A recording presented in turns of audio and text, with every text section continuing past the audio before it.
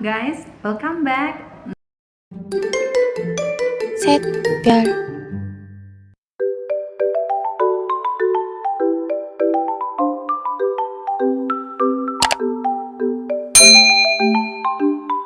Well, teman-teman, hari ini kita akan bahas sedikit tentang tahap-tahap yang kita lakukan setelah kita dinyatakan lolos sebagai awardee LPDP. Sebelumnya, untuk teman-teman yang baru gabung, don't forget to subscribe, share, like, comment. Semoga bermanfaat bagi banyak orang ya. Nah, dan ketika kita sudah lolos nih, sudah dinyatakan kan Anda selamat, Anda lolos seleksi wawancara. Nah, teman-teman, nanti kita akan mendapatkan email dari LPDP bahwa kita dinyatakan lolos, kemudian kita akan diarahkan untuk menunggu informasi selanjutnya terkait dengan PK. PK adalah apa? PK adalah persiapan keberangkatan. Jadi semua awardee baik itu dalam negeri maupun luar negeri akan mengikuti persiapan keberangkatan. Kalau dulu saya sempat mengikuti yang 2017 waktu untuk magister, mengikuti PK-nya di luring di itu ya, Wisma Hijau ya. Kemudian karena sejak pandemi ini PK dilaksanakan offline atau daring. Nah, teman-teman, sampai sekarang sebenarnya saya juga belum dapat info terkait PK karena mungkin intake saya juga masih di akhir tahun 2022 insya Allah. Nah, ini kita akan menunggu dulu. Setelah kita lolos, kita akan menunggu dulu. Kemarin beberapa kali dikirimkan Google Form untuk mengisi intake studi, jadi akan diplot awardee yang mana yang duluan PK gitu ya. Sampai sekarang saya dan teman-teman yang juga belum dapat info PK. Kemudian setelah kita selesai PK, jadi kita PK itu kita akan mengikuti serangkaian kegiatan gitu ya. Nanti akan ada, biasanya ada hiburannya, ada, pokoknya seru deh, ada materinya, penyampaian materi dari pihak LPDP, dari pokoknya petinggi-petinggi yang berkepentingan dalam institusi ini gitu ya, dalam organisasi ini gitu. Kemudian juga nanti kita punya beberapa task, ada kegiatan-kegiatan atau tugas-tugas yang harus kita kerjakan sampai nanti akhirnya kita dinyatakan lolos PK. Jadi kita harus lolos PK ini teman-teman. Kabar-kabarnya kalau nggak lolos PK itu kita harus ngulang loh, jangan sampai ya. Kemudian setelah PK, dan untuk teman-teman yang mengikuti seleksi beasiswa jalur afirmasi itu juga akan ada PB, pembekalan bahasa. Jadi biasanya itu untuk teman-teman yang nilai TOEFL-nya waktu mendaftar itu masih di bawah 500 kalau saya tidak salah. Nanti akan ada plotnya PB itu ada yang selama 3 bulan, ada yang selama 6 bulan gitu. Dan enak loh sebenarnya, PB itu sudah mendapatkan LA sama kayak LA studi, living allowance-nya.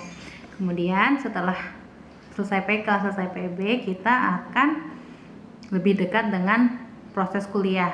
Nah, sebelumnya kita harus punya LOA dulu. Jadi kalau kita sudah PK terus kita punya LOA, yang belum punya LOA akan tes kampus dulu. Setelah punya LOA atau LOA sama ya, Letter of Acceptance, di mana kita sudah dinyatakan resmi diterima di kampus tujuan kita akan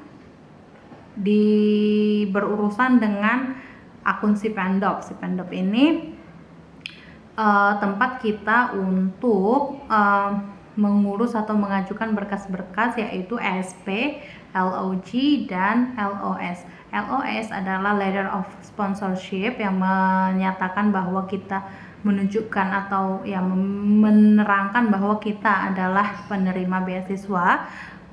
Ini bisa digunakan untuk mendaftar kampus. Tapi untuk tahun 2021 ini LOS hanya diperuntukkan khusus untuk awardee luar negeri. Jadi awardee luar negeri yang mau apply kampus bisa mengajukan LOS melalui Sipendop ini. Jadi dia seperti portal ya, portal kemudian online, nanti kita ngajukan, nanti 7 hari atau 10 hari kerja akan terbit. Nah, kita bisa download dari situ. Untuk LOS itu tadi untuk LN ya, untuk awardee LN. Kemudian akan ada 2 surat lagi, yaitu SP, surat pernyataan penerima beasiswa, kemudian ada letter of guarantee, sama kayak mirip seperti sponsorship yang keterangan bahwa kita akan didanai selama studi gitu oleh LPDP. Nah, untuk pengajuannya ini, pengajuan LOGNSP itu syaratnya sudah harus PK, teman-teman, sudah harus PK, sudah harus punya LOA, karena nanti sudah ada tertera di formnya kita universitasnya apa, prodinya apa gitu, batch PK-nya berapa gitu ya. Nah, setelah kita ajukan SP dan udah selesai penandatanganan surat bahwa kita sudah resmi sebagai awardee dan sudah resmi kita akan didanai, kita akan bisa mulai studi. Nah, teman-teman, kalau sudah bisa mulai studi, nanti kita akan tergabung nih di ikatan awardee di universitas masing-masing. Misalnya dulu saya waktu di UNS ada ikatan awardee UNS. Nah, di situ nanti akan ada lurahnya. Jadi setiap universitas ada lurah LPDP-nya, ada lurah, ada sekretaris. Nanti kita akan dibantu. Jadi kita benar-benar akan kita nggak akan ngurus sendiri, kita akan dibantu nanti gimana caranya gitu ya. Nanti kita akan didata gitu. Nah, nanti setelah kita bergabung dengan ikatan awardee itu, kita akan bisa mulai juga mengajukan pendanaan. Nah, pendanaan diajukan melalui apa? Melalui SIMONEF, sistem monitoring and evaluation, kalau nggak salah ya, SIMONEF evaluasi ya.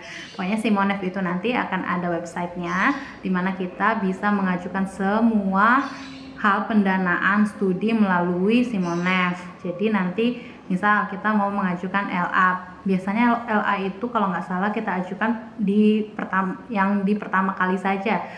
Misalnya mulai Februari kuliah, terus kita ajukan LA, turunnya kan per 3 bulan.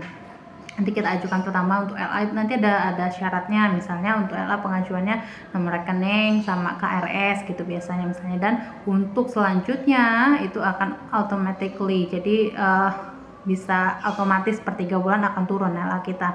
Tapi kalau untuk pengajuan dana seperti settlement allowance, family allowance, health insurance, pokoknya dana-dana keberangkatan, pendaftaran gitu yang sistemnya reimburse atau yang memang tidak otomatis keluar kayak book allowance juga yang setahun sekali, itu kita ajukan lewat SIMONEF dan itu prosesnya cepat, teman-teman. So akan sangat membantu kita, memudahkan. Biasanya PDP nggak pernah molor dalam masalah pendanaan juga. Guys, kalau sudah SIMONEF berjalan, kuliah berjalan, kita tinggal fokus dalam pelaksanaan studi dan menyelesaikan tepat waktu. Well, I think that's all. Semoga bermanfaat. I see you again in the next video. Bye bye.